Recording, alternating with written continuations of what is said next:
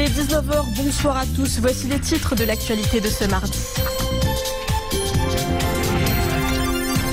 Prise de vaccin, quels effets indésirables potentiels chez les personnes atteintes d'allergie? Qui peut et qui ne peut pas se faire vacciner? Nous aurons dans un instant la réponse de l'allergologue. Dr Laliatazi Daoudi sera avec nous en direct depuis Casablanca.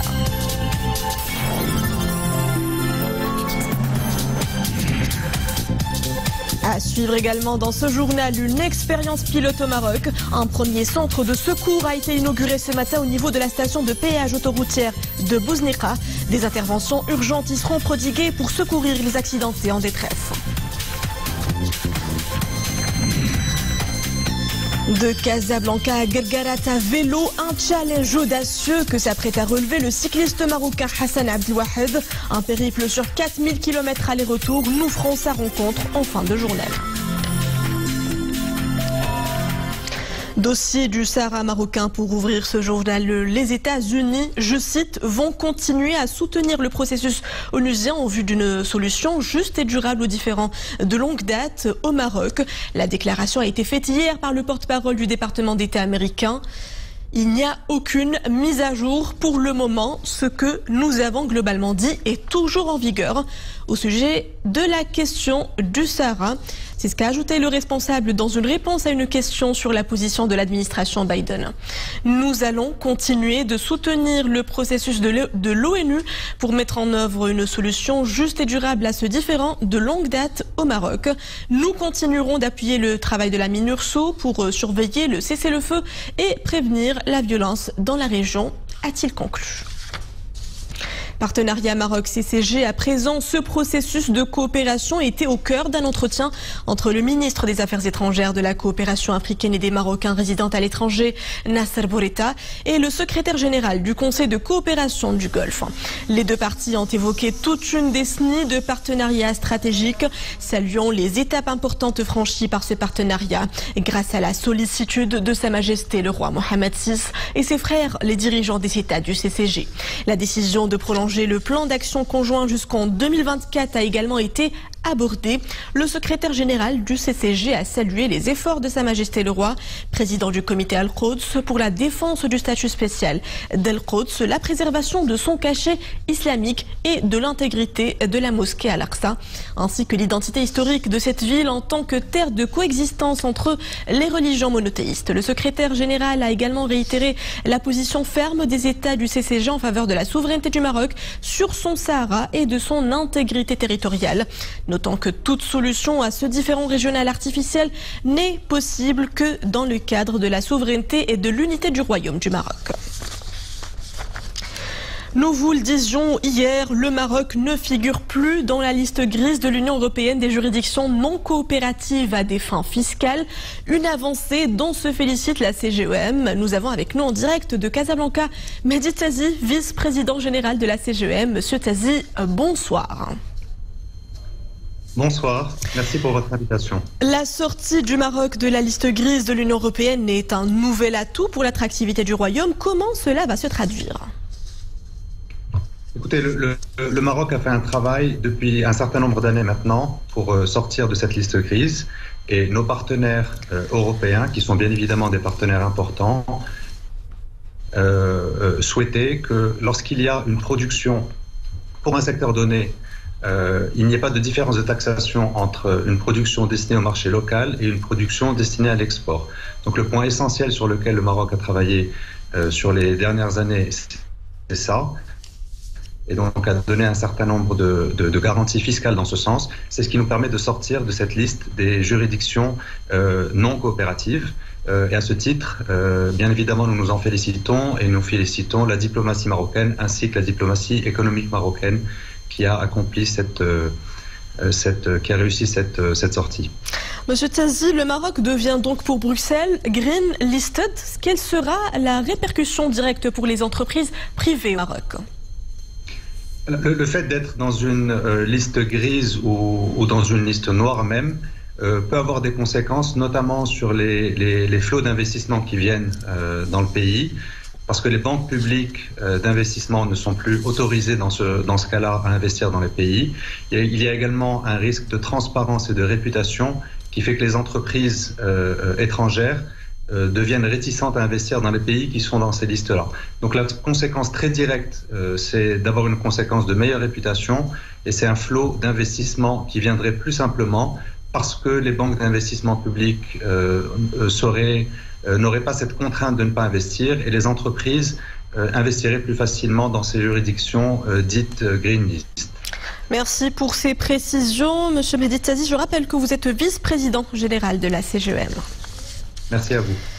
La crise sanitaire au cœur d'une conférence en web séminaire de la Commission économique des Nations Unies, avec notamment cette mise en exergue de la proposition du partage de l'expérience marocaine en matière de vaccination contre la Covid-19, hautement saluée par les ambassadeurs à la communauté économique onusienne pour l'Afrique. Nisrine Hamdawi.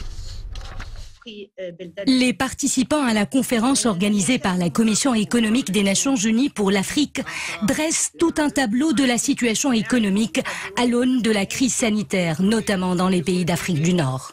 En gros, cette partie du continent africain a payé un lourd tribut au Covid-19. Un peu moins d'1 million de personnes au Maghreb sont directement touchées par cette crise. Cette conférence vise justement à étudier l'impact du Covid-19 et de cette pandémie sur la situation économique, sociale et sanitaire des pays du Maghreb, à savoir notamment la montée du chômage, les taux de perte d'emploi, les taux de croissance qui ont également chuté. Au Maroc, le Covid-19 a entraîné certes des pertes, mais le royaume a eu le mérite de prendre les devants pour limiter les dégâts. Avec à la clé la création sur ordre de Sa Majesté le Roi d'un fonds spécial pour la gestion de la crise. بالنسبة للمغرب يعني بيحتل الشباب نسبة كبيرة في قطاع. Au Maroc, les jeunes occupent une grande place dans le secteur informel, tout comme les femmes. Mais ce qui distingue le Maroc des autres pays, c'est qu'il dispose d'un système de sécurité sociale obligatoire, avec une aide sociale. Et cela a permis d'atténuer les effets négatifs de cette crise sur le pays. Aussi, le Maroc a été classé comme économie libérale grâce à un certain niveau de protection des droits de propriété, mais aussi grâce à cette liberté des affaires et d'investissement qui existe dans le royaume.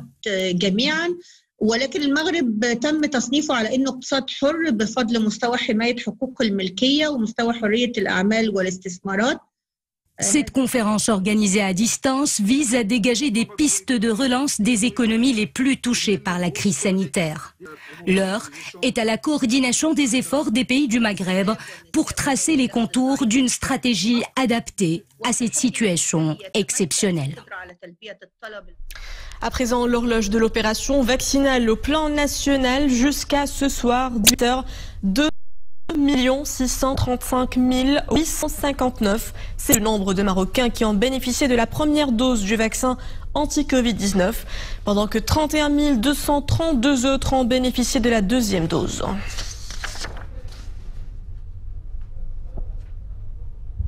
Et si la prise de vaccin est indiquée à une large tranche de la population, même les plus vulnérables, quelques interrogations subsistent.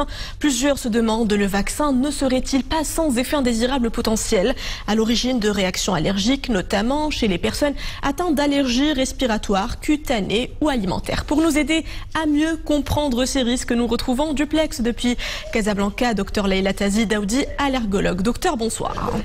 Bonsoir. Alors, la commission vaccinale au niveau national a rendu public des recommandations restrictives concernant la vaccination des personnes allergiques. Qui peut et qui ne peut pas se faire vacciner pour chacun des deux vaccins utilisés au Maroc, docteur? Alors, si on devait être très didactique et très simple, tout le monde peut se faire vacciner, à part les personnes qui auraient fait déjà un choc anaphylactique à la PS80, c'est-à-dire au polysorbate 80. Le polysorbate 80 est une substance qui est contenue dans de nombreux médicaments, notamment les vaccins, mais pas que. Ça, c'est pour être très didactique, c'est-à-dire pour aller droit au but. Si on a fait une allergie au PS80, on ne peut pas se faire vacciner au stricto sensu. On peut avoir d'autres méthodes pour se faire vacciner en ayant des protocoles de réduction de tolérance, mais au stricto sensu, faire attention aux gens qui ont déjà fait une allergie Polisorbat 80. Justement, docteur, l'association marocaine de formation continue en allergologie, l'AMAFORCAL, si c'est bien cela, conseille la vaccination des personnes allergiques sans grande restriction. Expliquez-nous, docteur, pourquoi? Voilà, parce qu'en fait, c'est très simple. Quand on parle d'allergie médicamenteuse, parce qu'il est bien question d'allergie médicamenteuse, donc je tiens déjà à éliminer de la liste tous ceux qui auraient fait une allergie alimentaire ou une allergie respiratoire. Cela n'entre pas du tout en question. C'est-à-dire qu'on peut les vacciner sans aucun problème. Là où se pose le problème, c'est par rapport aux allergies médicamenteuses. Alors, pourquoi est-ce que la Maforcal n'a pas donné beaucoup de restrictions, ce qui est tout à fait logique en fait? Pourquoi? Parce que quand vous faites une allergie à un médicament, il faut savoir que nous avons des familles de médicaments. Donc quelqu'un qui aurait fait une allergie aux anti-inflammatoires non stéroïdiens ou qui aurait fait une allergie aux antibiotiques par rapport, alors la question qui revient très souvent en consultation, à la pénicilline, ça ce sont des familles différentes. Vous avez la famille des anti-inflammatoires non stéroïdiens, la famille des antibiotiques dont la pénicilline et autres, la famille des vaccins, etc. Donc si on n'a pas fait de réaction au vaccin, si on parle de façon générale, il n'y a pas de raison pour interdire la vaccination, même si on a été allergique à la pénicilline, à l'anti-inflammatoire non stéroïdien, à de l'aspirine, etc. C'est pour ça que la Maforcal a levé énormément les restrictions. Quand on est allergique à une substance bien particulière. C'est bien clair. Pour revenir, docteur, au Polisorbat 80 que vous venez d'évoquer, oui. Le vaccin AstraZeneca en contient potentiellement. C'est un allergisant potentiel chez une faible proportion de la population. Conseillez-vous aux allergiques de se faire vacciner quand même, docteur? Oui, tout à fait, parce que, encore une fois, je le répète, les allergiques, c'est un énorme ensemble. Mais un allergique, il faut soit allergique au Polisorbat 80 pour ne pas pouvoir le vacciner. Mais un allergique à la pénicilline ou un allergique à l'aspirine ou même un allergique respiratoire n'a aucune raison de ne pas se faire vacciner. Il peut se faire vacciner. Je vais donner peut-être un exemple plus simple pour que les gens puissent me comprendre. Si vous êtes allergique à la cacahuète, c'est pas parce que vous êtes allergique à la cacahuète que vous allez arrêter de manger tous les aliments. Alors, le trait est un peu grossier, mais c'est vraiment pour expliquer. Les vaccins sont une famille. Le Polisorbat est un constituant, d'accord? Alors, aussi, je voudrais préciser, ça va peut-être rassurer plus de monde, toutes les personnes qui se sont faites vacciner au Vaxigrippe, d'accord, qui est le vaccin de la grippe saisonnière.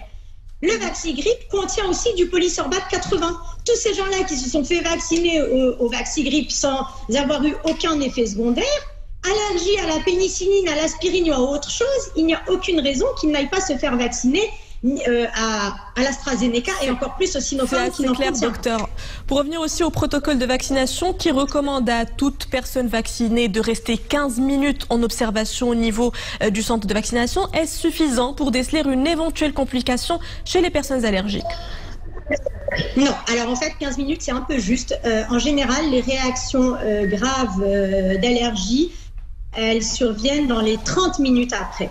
Donc le plus sage serait de garder les patients en surveillance une demi-heure. C'est là où le risque de choc anaphylactique, qui est en fait la réaction la plus grave au niveau allergique que tout le monde redoute, elle survient en général dans les 30 minutes après l'injection.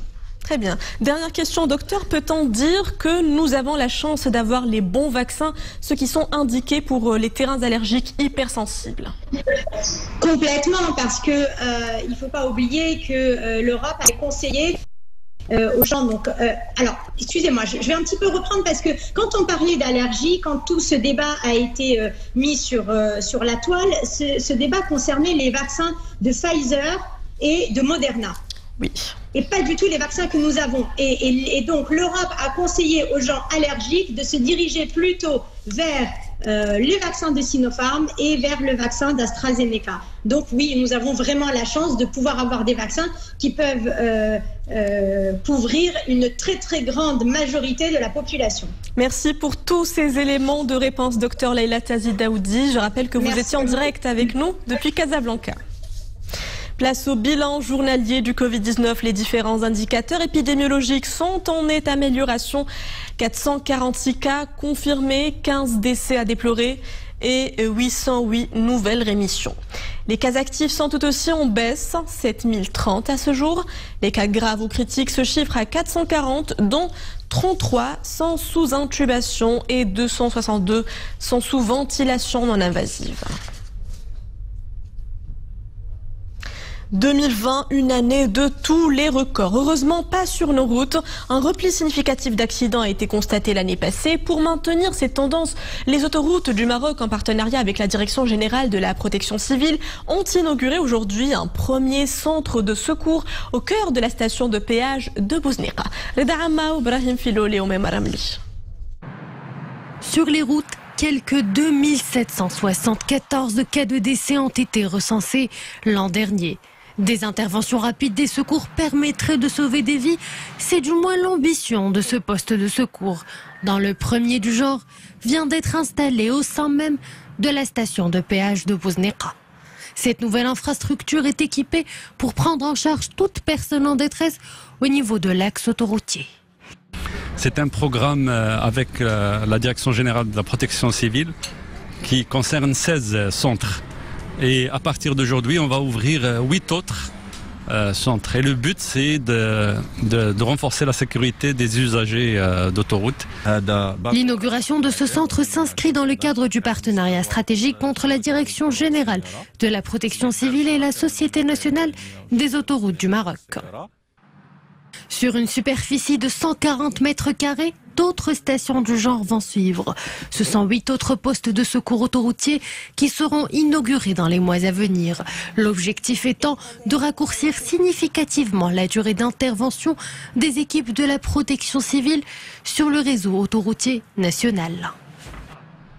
En altitude, les précipitations abondantes et les chutes de neige entraînent souvent des coupures de route. C'est le cas dans la province de Midelt, au niveau de l'axe routier reliant Timhdeta à Aïtoufla. Ahmed Fadele et Mounia Marouche. Nous sommes dans la commune territoriale d'Itzer, dans la province de Midelt. Le vert des arbres, c'est de la place en blanc immaculé. Le décor est certes féerique. Seul bémol, ces importantes chutes de neige perturbent parfois le trafic routier au niveau de la province. C'est le cas de la route nationale numéro 13, reliant Timhdeta et Aïtoufla, qui a été avant-hier coupée à la circulation. Mais grâce à la forte mobilisation des services concernés, la situation est revenue à la normale en quelques heures.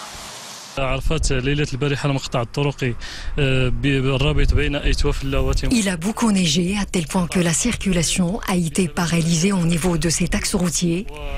Le mercure était tombé au plus bas et le vent qui soufflait très fort ne nous aidait pas à mener à bien notre mission. Nos agents se sont mis à dégager la neige dès que les conditions météorologiques se sont améliorées. Un travail de longue haleine pour fluidifier la circulation dans les plus brefs délais.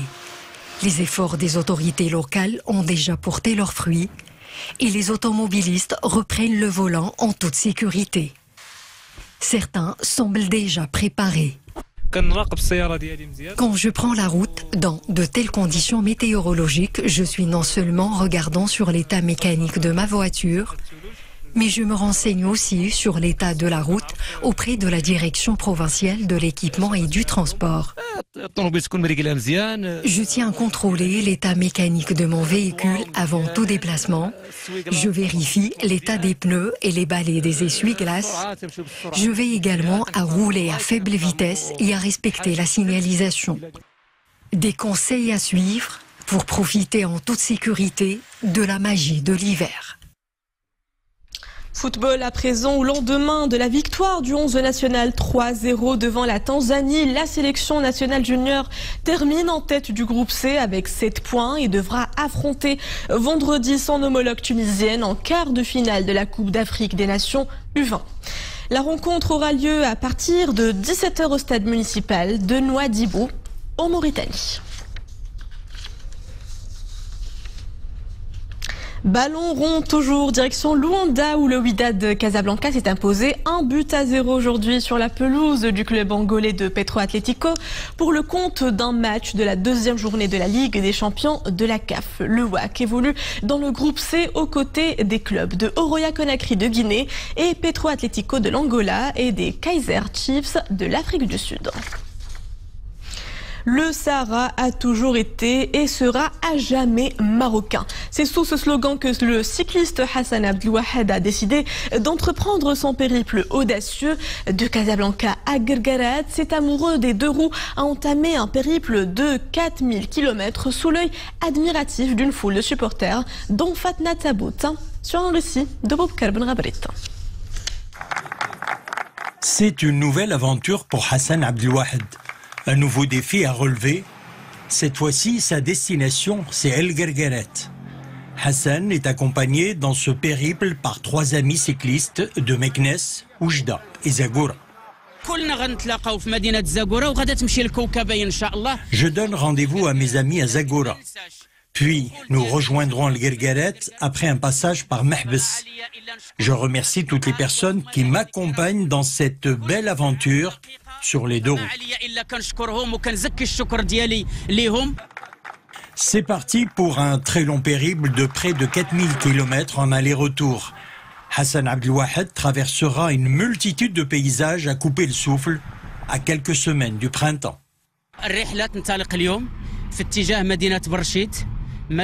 La première étape reliera Casablanca à Berchid, puis je roulerai vers Stad, Larba Srour, Ben Grir, Marrakech et Tizintishka. Je me rendrai également de Dakhla vers l'Argoub, puis Bir Gendouz et enfin l'arrivée à El Guerguerat. Pour réussir son pari, Hassan devra pédaler dur. Le voyage sera long, 3 semaines d'efforts physiques, avec à l'arrivée la fierté de redécouvrir le Maroc au rythme des deux roues. Et c'est ainsi que prend fin cette édition. Merci à vous de l'avoir suivi. L'info revient à 21h avec le journal Raïfia. Quant à moi, je vous retrouve demain, ici à la même place, toujours à 19h.